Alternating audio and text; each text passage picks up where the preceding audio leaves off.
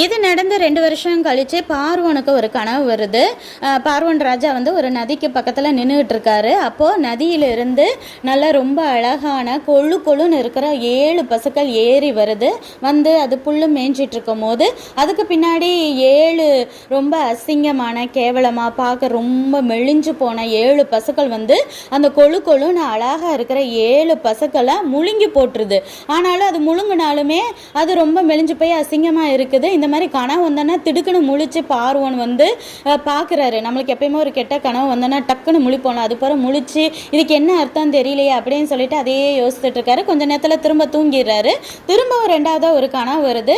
அதாவது ஒரே செடியிலிருந்து 7 நல்ல செழுமையான கதிர்கள் நல்லா ஓங்கி வளருது. அதுக்கப்புறம் ஒரு 7 காஞ்சு போன கதிர்கள் இந்த வளர்ந்து அது அந்த செழுமையான 7 கதிர்களையும் முழுங்கி போடுற மாதிரி கனவு வருது.